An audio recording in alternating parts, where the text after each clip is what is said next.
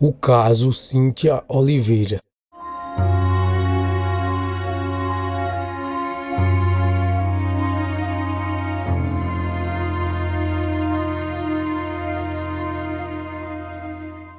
Os acontecimentos desse caso se passam em Belém, no Pará, mais precisamente no bairro de Bengui. Era lá que morava Cíntia Oliveira, de 16 anos, junto com sua família, em 2010. Não há mais detalhes sobre a vida da garota, com quem ela morava, como era sua personalidade, apenas sobre o dia do crime.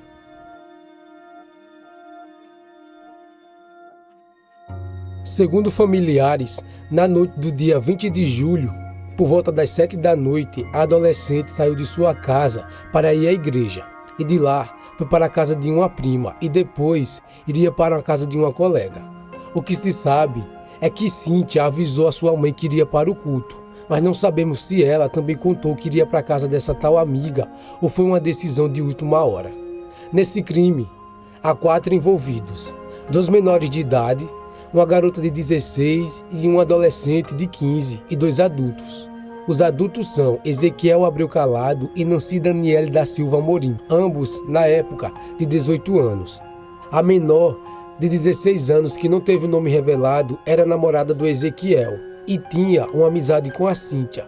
Teria sido ela quem atraiu a garota até o cemitério com o pretexto de uma reunião, onde também estava presente os outros envolvidos. Após consumirem vinho por volta das 21 horas, as 2 jovens ficaram sozinhas e após algumas carícias, a adolescente passou a enforcar a vítima.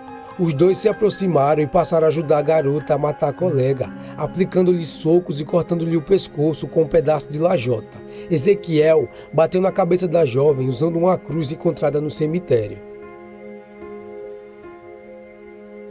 Pela manhã do dia 21 de agosto, o cadáver foi encontrado em uma cova rasa no cemitério abandonado, tendo a identidade revelada quando a mãe da estudante, sumida desde a noite anterior, acionou a polícia para encontrar a filha. A perícia apontou a causa da morte como asfixia mecânica por estrangulamento e que a vítima estava com sua capacidade de defesa diminuída em razão da embriaguez e vestígios de tortura. E trabalhava-se com a hipótese de ritual satânico devido ao estado do corpo e o local em que ele foi encontrado. Mas os dias se passavam sem que a polícia tivesse qualquer pista sobre o assassinato de Cíntia Oliveira, até que algo surpreendente aconteceu. No dia 16 de agosto, um rapaz da capital gaúcha, Marco Vinícius Fonseca Neto, procurou a polícia depois de desconfiar de um grupo de jovens de Belém com quem ele mantinha um contato pela internet. Eles se apresentaram como integrantes de uma seita satânica chamada Dark Angel. Foram meses de jogos e conversas. Abre aspas. Eles me chamaram a atenção porque era de outro estado e não falavam coisa com coisa, dizendo que eram vampiros de verdade, falando de coisas de satanismo, disse o jovem.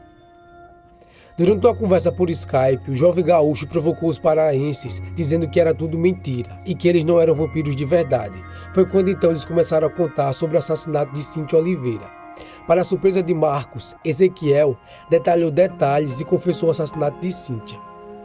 Ainda mandou pela internet uma cópia de uma notícia do jornal no qual aparecia uma foto da jovem morta no cemitério. Durante uma conversa por Skype, o jovem gaúcho provocou os paraenses dizendo que era tudo mentira e que eles não eram vampiros de verdade. Foi quando então eles começaram a contar sobre o assassinato de Cíntia Oliveira. Para a surpresa de Marcos, Ezequiel detalhou rituais e confessou o assassinato de Cíntia. Ainda mandou pela internet uma cópia de uma notícia do jornal, na qual aparece uma foto da jovem morta no cemitério. Abre aspas. Gravei ele confessando o homicídio e mandei uma cópia da gravação para o Disque Denúncia da Polícia Civil Gaúcha. Fecha aspas, relata Marcos. Na gravação, que foi repassada para a polícia, Ezequiel confirma que foi fácil matar a jovem e que a mordeu no braço e desferiu um soco na testa dela que chegou a deixar sua mão inchada. Além disso, riu ao contar que desferiu um golpe na cabeça dela usando uma cruz. Ao final da gravação, o jovem também ameaçou matar a diretora Ângela Pantoja, na qual estudava. Segundo a polícia, a voz que está na gravação é de Ezequiel Calado. Foi em decorrência dela que a justiça autorizou a prisão temporária dos envolvidos no crime. Nas primeiras horas da tarde do dia 17 de agosto, policiais foram aos bairros de Bengui e de Nazaré para realizar as prisões. Ezequiel, líder do grupo gótico Dark, e os adolescentes foram detidos, cada um na sua própria casa, no loteamento Jardim Alvorada. No mesmo momento, por volta das 15 horas, Nancy foi preso em um colégio particular na Avenida Alcindo Cancela, no bairro de Nazaré. Todos foram levados à delegacia geral. Lá, Ezequiel e Nancy foram ouvidos pelos delegados Eduardo Rolo e Adelino Souza, da Divisão de Homicídios, já na condição de indiciados e colocados à disposição do sistema penitenciário. Os dois jovens já haviam prestado depoimento na delegacia de Bengui poucos dias após o crime.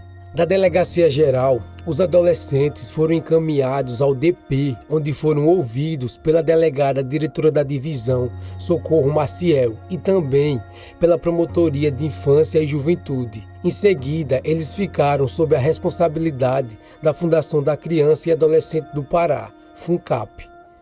Também foram expedidos mandados de busca e apreensão em todas as casas. Os policiais apreenderam vários materiais na casa de todos os acusados, como algemas de brinquedo, máscara de monstros, aparelhos celulares, agenda, computadores, cartas, documentos e até um filhote de bode de pelúcia, que pode ter relação com os supostos rituais satânicos praticados.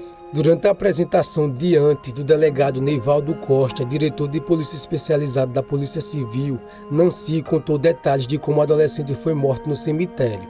Embora não estivesse lá, o ato foi feito pelos outros 3 acusados. Ela participou da reunião de planejamento e ficou sabendo de tudo que ocorreu depois. De acordo com ela, ninguém chegou a beber o sangue da adolescente morta, porque acreditavam que por ela ser usuária de drogas, o sangue dela tinha um gosto ruim. Abre aspas. Eles chegaram a lamber o sangue, mas acharam o gosto ruim e não beberam o sangue dela. Fecha aspas, disse Nancy, fazendo o gesto com a lambida. Ezequiel já havia negado todas as acusações, mas ao ver sua namorada confessar e o acusar, limitou-se a dizer que só falaria na presença de seu advogado. Embora o grupo de assassinos tenham feito alusões a vampirismo e satanismo em torno do assassinato de Cíntia, a motivação do crime ainda não estava totalmente clara, mas a suspeita é que tem a ver com a aversão de Ezequiel a homossexuais. Abre aspas, não tenho ódio de homossexuais, mas não gosto, prefiro não andar com gays, senão vão achar que sou também, porque quem se mete com porco, farelo come, fecha aspas, confessou o acusado após ser preso. Cíntia era lésbica e demonstrava claramente seu amor através de cartas para adolescente em que atraiu para o cemitério com a finalidade de assassiná-la. A adolescente que era ex-namorada de Ezequiel, que ficou profundamente irritado com o lesbianismo da vítima. As cartas que eram enviadas quase diariamente foram apreendidas pela polícia. No dia 21/6/2011, Ezequiel de Abreu Calado foi a julgamento. A sessão do júri popular, presidida pelo juiz Cláudio Henrique Rendeiro, do Terceiro Tribunal do Júri de Belém, teve início às 9 horas e durou 12 horas. A primeira testemunha a prestar depoimento foi a estudante Nancy Daniela Amorim, de 19 anos. Nancy chegou a ser apontada ainda na fase do inquérito policial como participante do crime. Ela chegou a ficar presa por 2 meses, mas teve o nome retirado da denúncia oferecida pelo MPE após ausência de provas. Nancy, em resposta às perguntas, disse que conhecia Ezequiel em março do ano passado.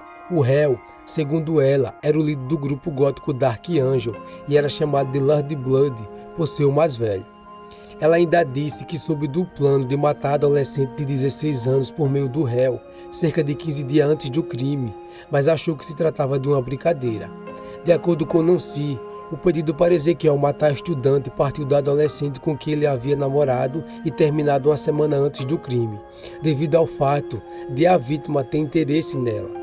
Por fim, Nancy negou a participação no grupo gótico liderado pelo réu e disse que apenas participava do encontro na praça, onde era lido poemas. A segunda testemunha a depor foi a pedagoga Ângela Maria Pantoja, diretora da Escola Estadual de Ensino Fundamental e Médio Maria Luísa da Costa Regu, no bairro de Bengui, onde estudavam o réu e os adolescentes envolvidos no crime. Ela afirmou que Ezequiel era tímido e retraído durante todo o ano de 2009 e que passou a se aproximar mais de garotas no ano passado. Ela classificou ainda o estilo dele como metrosexual devido ao uso de maquiagem e de cuidados com o próprio corpo. Ele usava roupas e luvas pretas, pintura preta ao redor dos olhos e mancha no cabelo, fecha aspas. Segundo a pedagoga, não houve problemas administrativos enquanto ele foi aluno da escola pública. No mais, disse que chegou a ouvir comentário sobre um suposto pacto de sangue e de possível relacionamento do réu com homens, porém nunca presenciou nem confirmou nada. Tal como Nancy declarou, a pedagoga afirmou que Ezequiel exercia influência sobre os outros adolescentes. A adolescente que teria mantido o relacionamento amoroso com a vítima negou a informação em depoimento. Segundo a jovem de 15 anos, não foi ela quem planejou o crime, como Ezequiel havia dito para Nancy. Em determinado momento disse que não sabia quem tinha planejado e quem tinha se prontificado a executar o crime. Entretanto, a adolescente se contradisse ao afirmar que Ezequiel não gostava de Cíntia e que a ideia de matá-la teria partido dele. Também confirmou que manteve um relacionamento amoroso com o réu e que este havia encerrado uma semana antes do crime. Disse ainda que conheceu a vítima pelo Orkut e chegaram a trocar cartas pela janela da sala, cuja média era 6 por dia. A terceira testemunha a prestar depoimento foi a estudante Patrícia Barros, na época com 18 anos de idade. Ela confirmou pertencer ao grupo, mas não o denominava de gótico, abre aspas. Era só um grupo de amigos que andavam juntos, fecha aspas. A estudante contou que foi usada como álibi para confirmar a versão aos pais dos envolvidos de que estariam na casa dela na noite do crime. Ao saber que Ezequiel e os adolescentes tinham assassinado Cíntia, Patrícia disse que achou que fosse uma brincadeira. Ezequiel Abreu Calado foi condenado a 28 anos e 6 meses de prisão pelos crimes de homicídio triplamente qualificado, corrupção de menores e violação de sepultura. Não conseguimos achar as sentenças dos menores envolvidos no crime. Até o próximo vídeo.